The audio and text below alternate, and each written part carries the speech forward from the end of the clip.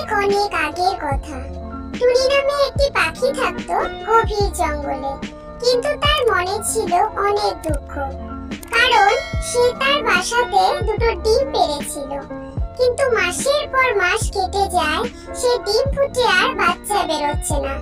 চোখ ভরে নিজের সন্তানকে দেখবে তার অপেক্ষায় টুনি করত, কিন্তু কোনোভাবেই ডিম ফুটে বাচ্চা বের হচ্ছিল না।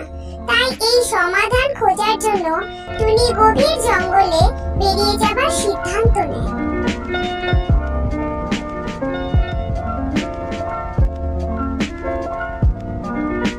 পরের দিন সকাল হলে টুনি রান্না বান্না শুরু করে দেয় এবং ভাবতে থাকে সে আজকে রান্না শেষ করে জঙ্গলে বেরিয়ে পড়বে। টুনি লোকমুখে শুনেছিল বনের মধ্যে একজন সাধু বাবা আছে। সেই সাধু বাবাকে খুঁজে পেতে অনেক দূর পাড়ি দিতে হয়। রান্নাবান্না শেষ করে টুনি বেরিয়ে পড়ে সাধু বাবাকে খোঁজার জন্য। সাধু বাবাকে খুঁজতে খুঁজতে টুনি নদীর পর নদী, মাঠের পর মাঠ, এমনকি এমন সব জায়গা ঘুরতে থাকে যে জায়গা আগে কখনোই যায়নি।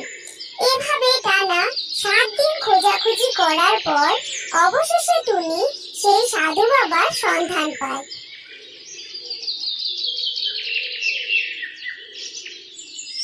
সেই সাধু বাবা জঙ্গলের মাঝখানে বসে মন্ত্র জপ করছিল।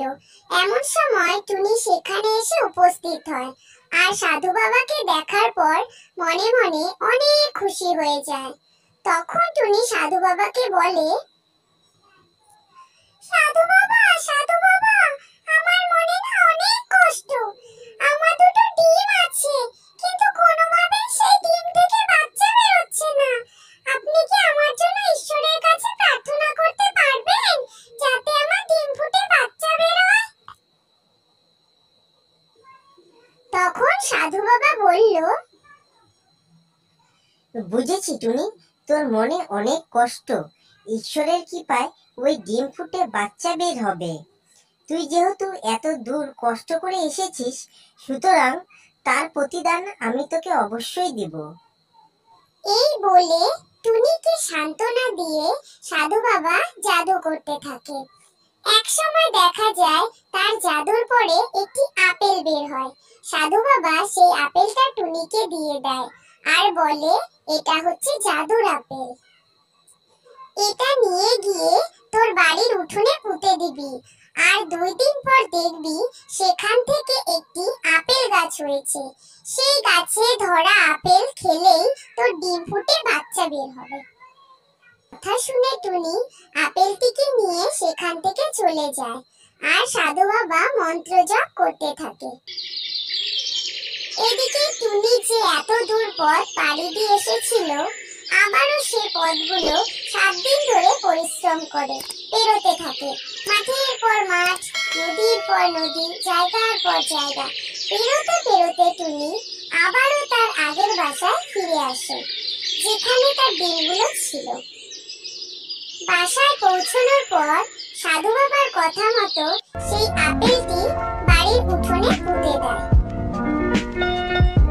এরপর টুনি অপেক্ষা করতে থাকে কখন সেই আপেল গাছ থেকে আপেল গাছের জন্ম হয়। এইভাবে দেখতে দেখতে টানা 2 দিন হয়ে যায় এবং সেই আপেল থেকে জাদুর মাধ্যমে আপেল গাছের জন্ম হয়। সেই আপেল গাছে শুধুমাত্র একটি আপেল নয়, অনেক আপেল ধরেছিল।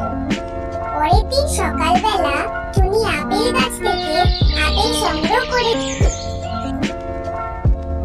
এরপর সাধু বাবার কথা মতো একটি আপেল খেয়ে নেয় এবং ডিম ফুটে বাচ্চা বেরোনোর জন্য অপেক্ষা করতে থাকে।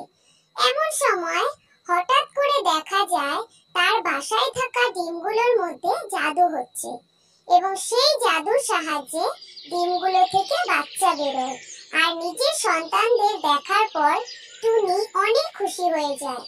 তখন থেকে টুনি ও তার 2 ছানা মিলে সুখে শান্তিতে বসবাস করতে থাকে।